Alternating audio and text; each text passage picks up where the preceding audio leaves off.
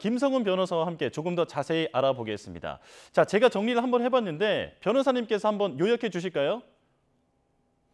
네, 정리를 너무 잘해 주셔서 요약이 불필요할 것 같지만은 간단하게 말씀을 드리면 재산 분할의 대상이 되는 재산의 주식 가격의 산정에 있어가지고 일부 오류가 있다. 그래서 그거를 판결에서 스스로 경정했다라는 것입니다. 일반적으로 경정이라는 것은 실질적으로 내용을 변경할 필요가 없는데 착오라든지 뭐 맞춤법이 틀렸거나 일부 계산이 달라진 경우, 즉 결론을 안 밟을 수 있는 수준 내에서 재판부가 당사자의 신청이나 스스로 바꾸는 것을 이야기하는데요. 재판부는 이것이 결론에 영향을 미치지 않는 실질적인 내용의 변경이 없는 수준의 변경, 사소한 오류에 불과하다고 해서 경정을 했는데 여기에 대해서 최태원 회장 측은 그것이 아니라 이 주식 가격의 산정은 최종적인 결론과 재산 비율 산정에 굉장히 큰 영향을 미치는 중대한 오류이다. 이렇게 주장을 하고 있는 상황입니다. 그렇다면 여기서 이 두 가지 쟁점을 확인하기 위해서는 재산 분할 비율을 왜 이렇게 산정을 했는지, 그리고 분할 대상 재산 가액을 산정한 이유에 대해서 확인할 필요가 있고요. 바로 이제 그 쟁점을 하나씩 살펴볼 필요가 있습니다. 네, 경정, 그러니까 판결문을 좀 수정했다라고 말씀해 주셨는데 그런데 재판부가 오류를 인정하긴 했지만 기존 입장을 바꾸진 않았습니다. 그 결론에는 영향을 줄 정도는 아니다, 이렇게 보는 걸까요? 네, 그렇습니다. 분할 대상 재산을 정하고 또 분할 비율을 정하는 데는 영향이 없다라는 것인데요. 분할 대상 재산의 가액은 어차피 지금 이혼 시점을 기준으로 하기 때문에 당연히 영향이 없을 겁니다. 과거 금액은요. 중요한 거는 비율에 대해서 영향이 있는가, 즉 기여도에 대해서 어떤 영향이 있는지에 관한 것일 텐데 아마 재판부가 여기 대해서 인터뷰는 안 했지만 이런 부분이 있을 겁니다. 98년도라고 한다면 아마 이 결혼 이후로 제가 알고 있거든요. 이 부분은 확인이 필요하지만, 만약 결혼 이후라고 한다면은 재산 형성 과정에 대해서 재판부가 자세한 설시한 내용 중에서 결국은 노소영 관장과 최태원 회장의 결혼과 이 결혼이 미친 영향이 이 회사의 성장과 가치 상승에 굉장히 영향을 미쳤다고 판단하고 있기 때문에 98년도에 선대 회장의 별세라는 상황과 무관하게 이 결혼 이후의 SK그룹 성장이 굉장히 영향이 있었다라는 것이 재산 분할 비율에 상당한 영향을 미친 것이다. 이렇게 보도가 됐습니다. 왜 제가 보도가 됐다라고 말씀드리냐면은 공식적으로 이 판결문이 공개가 되지 않았기 때문입니다.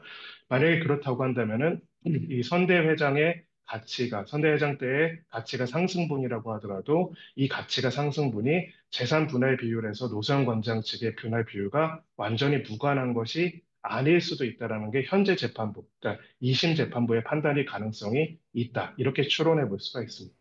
예. 자, 그런데 판결문이 수정되는 일은 흔한 일은 아니지 않습니까? 이게 상식적으로는 하급심에 오류가 있으면 그 상급심에서 바로잡으면 되지 않나 이런 생각이 드는데요. 자, 어떤 경우에 재판부가 이렇게 판결 이후에 그 판결문을 수정을 하게 되는 건가요?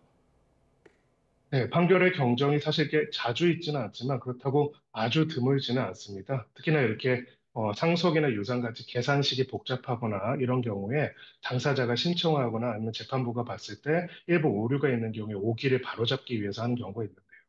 다만 이번 사안에서 좀 이례적인 부분들은 사실은 결론 자체에 있어가지고 특별하게 다른 부분이 없다면은 상급심에서 어차피 상고가 제기된 상황이라면은 그 상황에서 결론을 내리면서 이 부분에 있어가지고 결론에 차이가 없다고 하더라도 일부 오류가 있어서 바로잡는 것이 더 일반적입니다. 그 재판부가 스스로 경정을 하는 경우는 그런 면에서는 흔치는 않은 경우라고 볼 수가 있고요.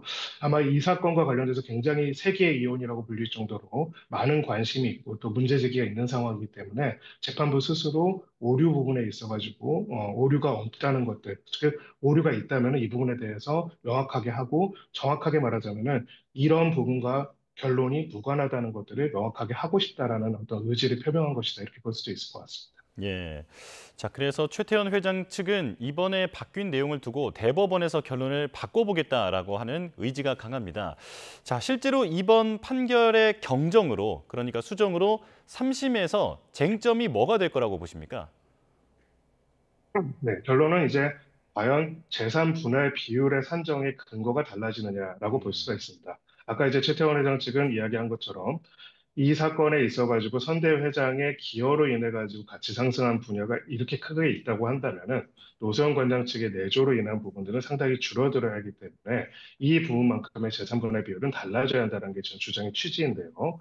지금 재판부의 그 판결 원문이 다 공개가 되진 않았지만 아마 2심 재판부의 여러 가지 판결 취지를 봐서는 꼭 그 선대 회장의 별세 이후의 가치 상승뿐만 아니라 어쨌든 결혼한 이후에 SK그룹의 가치 상승 자체가 노소영 관장과의 결혼과 상당한 연관성이 있기 때문에 그렇다면은 이 부분에 있어가지고는 이 선대 회장 당시에 가치 상승분 자체가 굉장히 큰 영향이 있다. 재산 분할 비율과 꼭 관련이 없다라고 있다 없다 이것이 또 달라지는 것이 아니다라고 이야기할 가능성도 있습니다. 그래서 아마 원고와 피고 양쪽에서는 상고심에서 이 부분을 다툴 가능성이 높고요. 음. 이러한 오류 자체가 재산 분할 비율에 영향이 있는지 없는지 정확하게는 선대 회장 때의 가치 상승이 노소영 광장과 기여도로 인정이 될 수 있는지 이 한 문장이 결국 핵심적인 쟁점이 될 것으로 보입니다.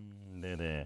자, 한편 최태원 회장이 이번에 재판문에서 계산 오류만 인정하고 그 결론은 유지한 2심 재판부의 이 판단 자체에 불복하는 방법도 있다고 들었습니다. 자, 이런 경우에는 재판이 어떻게 진행이 되는 겁니까? 네, 이 원래 2심 재판 판결에 대한 상고가 있죠. 이 상고는 대법원에서 상고심이 진행이 되고요. 이번에 이루어진 거는 판결 경정이라는 결정인데요.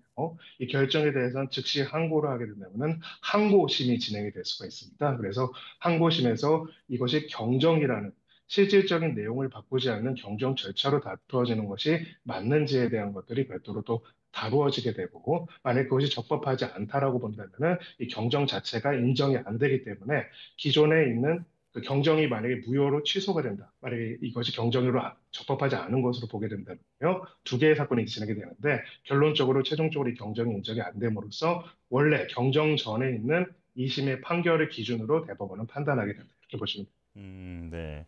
자, 이게 대법원에서 환송이 될 거다라는 그런 분석도 있는데 조금 전에 그 쟁점을 자세하게 짚어주셨습니다만 이제 변호사님께서 보시기에는 혹시 결과가 바뀔 수도 있는 그 가능성 어느 정도로 보십니까? 네, 죄송합니다. 이 내용에 대해서 판결문이 전체적으로 공개되지 않은 상황이기 때문에 제한적이긴 하지만요. 핵심 쟁점은 아주 간단하다고 볼 수가 있습니다. 음. 결국은 100원이냐 1000원이냐 이 자체보다는요. 결국 결혼 이후에 만약에 선대 회장의 별세 이전에 SK그룹의 주식 가치 상승이 있다라고 한다면은 그 상승의 가치에 있어가지고 이 상승의 가치 부분만큼을 노소영 관장 측의 재산 분할에 있어서의 기여도로 인정할 수 있는가? 음. 아마 이제 이 서울고등법원은 이 부분에 대해 가지고 기여도를 인정할 수 있다고 판단했는데 이런 인정할 수 있다라는 판단을 대법원이 받아들일 수 있느냐가 핵심이 될 것으로 보이고요. 예. 이 내용이 이번에 이 판단의 그 오류 자체보다는 더 중요한 쟁점이 될 것이다 이렇게 보여집니다. 네네. 자, 이외에 최태원 회장이 발표문에서 강조한 게 그 2심 판결문 내용에서 육공화국의 후광을 인정할 수 없다라는 부분을 계속해서 강조하지 않습니까? 자, 이건 어떤 이유에서일까요? 네, 방금 바로 제가 답변 드린 그 말씀과 일맥상통하는 이야기입니다. 결국 이 사건의 핵심 쟁점은 그 어느 시점으로 나누어서 보는지가 굉장히 중요합니다. 예. 선대 회장의 별세 시점으로 보느냐, 아니면은 노소영 관장과의 결혼 시점으로 보느냐에 따라 가지고 이 사건을 보는 태도가 완전히 달라질 수 있는 것입니다. 음. 결론적으로 2심 재판부는 노소영 관장과의 결혼, 정확하게는 노태우 전 대통령 가문과의 결혼과 그것이 육공화국과의 결합이 SK그룹의 성장에 굉장히 큰 영향을 미쳤다라는 것이 어떻게 보면 2심 재판의 판단의 전체적인 방향성이거든요.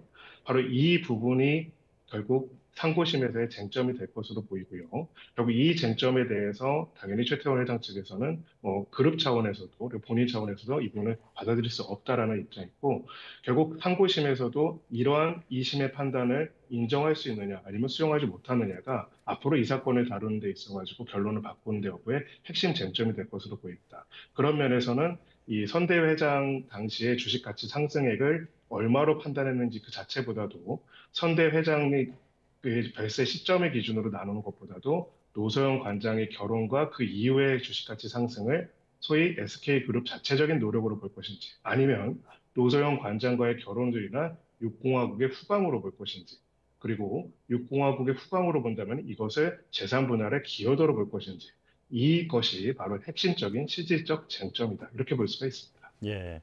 자, 쟁점은 결혼 이후의 재산 형성 과정에 대한 다툼이다. 이렇게 정리할 수 있겠습니다. 자, 김성훈 변호사와 함께했습니다. 고맙습니다.